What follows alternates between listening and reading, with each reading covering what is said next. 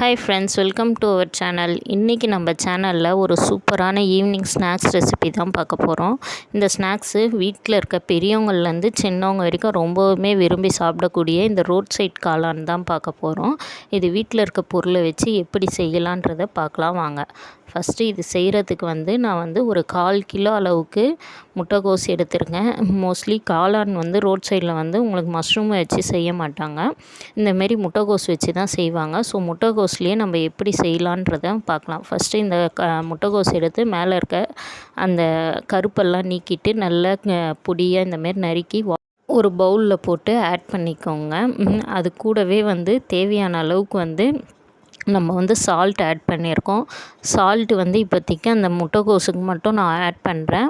அடுத்து தேவையான அளவுக்கு 1.5 ஸ்பூன் அளவுக்கு நான் கரம் மசாலா ஆட் பண்ணியிருக்கேன்.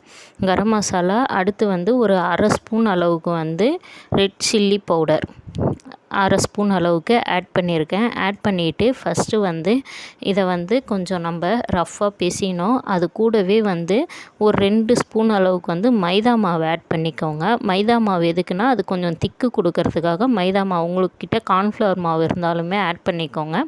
ஆட் பண்ணிவிட்டு ஃபஸ்ட்டு ரஃப்பாக பிசைஞ்சிக்கோங்க. அடுத்து கொஞ்சம் கொஞ்சமாக தண்ணி ஆட் பண்ணணும். ஏன்னா கோஸ்லேயே கொஞ்சம் தண்ணி ஈரப்பதம் இருக்கிறதால தண்ணியை கொஞ்சம் கொஞ்சமாக ஆட் பண்ணிக்கிட்டு நல்லா இந்தமாரி ஒரு மாவு கன்சிஸ்டன்சிக்கு பிசைஞ்சிக்கோங்க. இது இந்த பகோடா மாவு அளவுக்கு இந்த கன்சிஸ்டன்சிக்கு இருக்கணும். இது ஒரு 10 நிமிஷம் அப்படியே ஊற வச்சுடுங்க நல்லா பிசைஞ்சு. அடுத்து ஒரு எண்ணெய் கடாய் வச்சு எண்ணெய் கொஞ்சம் ஹீட் ஆனவுடனே நம்ம எடுத்து வச்சிருந்த இந்த கோஸை குட்டி குட்டியாக பகோடா ஷேப்பில் குட்டி குட்டியாக போடணும். இது எந்த அளவுக்கு குட்டியாக போடுறீங்களோ அந்த அளவுக்கு நல்லாயிருக்கும். ஸோ குட்டி குட்டியாக போட்டுட்டு ஃபுல்லாக ஒரு ஸ்லோவில் ஒரு 10 நிமிஷம் வைங்க. வச்சுட்டு ஒரு சைடு வெந்தவினை இன்னொரு சைடு அப்படியே திருப்பி போட்டு எடுத்துங்க. இந்தமாரி தான் வரும். ஏன்னா மைதா மாவு போட்டிருக்கிறதால பிரிஞ்சு வராது, ஒட்டிக்கிட்டு தான் வரும். ஸோ இந்த அளவுக்கு வந்தவினே ரெட்டிஷாக வந்தவினே எடுத்து எண்ணெய் ஃபில்ட்ரு பண்ணி எடுத்து ஒரு பிளேட்டில் வச்சுக்கோங்க. அடுத்து நான் டொமேட்டோ சாஸ் இதுக்கு தேவை. ஸோ அதனால் நான் டொமேட்டோ தக்காளி ஒரு 4 தக்காளி நான் ஆட் பண்ணியிருக்கிறேன். அது மிக்ஸி ஜாரில் போட்டு நல்லா ஃபைன் பேஸ்ட்டாக அரைச்சிக்கோங்க. அடுத்து இந்த முட்டைக்கோஸு நம்ம ரெடி பண்ணி வச்சுருந்தோம்ல, இந்தமாரி எல்லாம் பொரிச்சிட்டு பொடியாக உதிர்த்தி போட்டுக்கோங்க.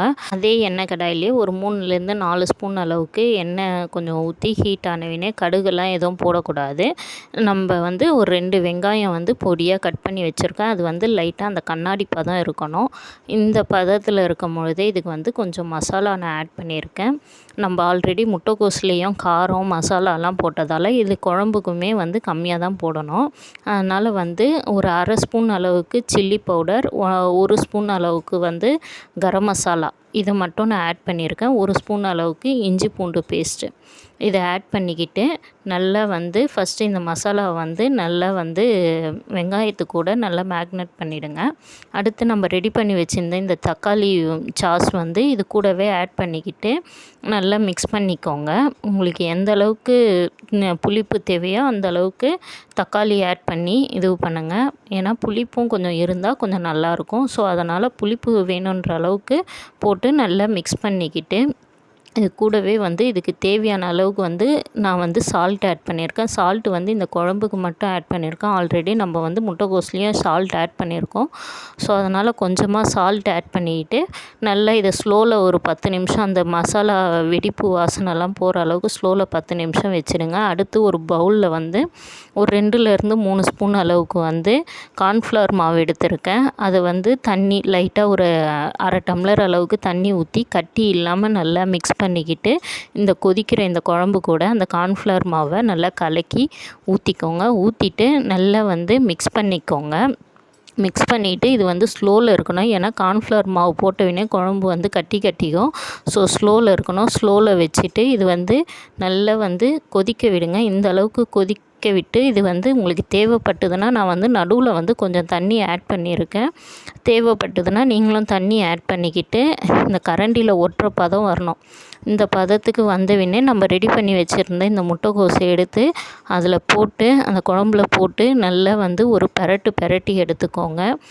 பெரட்டி எடுத்துக்கிட்டு அது ஸ்லோலியாக ஒரு 10 நிமிஷம் வைங்க. அந்த கோஸ் நல்லா ஊறிக்கிட்டு அந்த பெரிய பெரிய கட்டிகள் இல்லாமல் நல்லா குத்தி விடுங்க. குத்தி விட்டு எடுத்து சர்வ் பண்ணோம்னா சூப்பரான வீட்லேயே செய்யக்கூடிய முட்டைக்கோஸ் வச்சு ரோட் சைட் காளான் ரெசிபி ரெடி. ஸோ நீங்களும் இதை ட்ரை பண்ணுங்கள். இந்த கோஸில் வந்து பொட்டாசியம் அதிகமாக இருக்கிறதால வந்து இதில் விட்டமின் ஏ, சி, கே இதெல்லாம் வந்து நிறைய கிடைக்குது.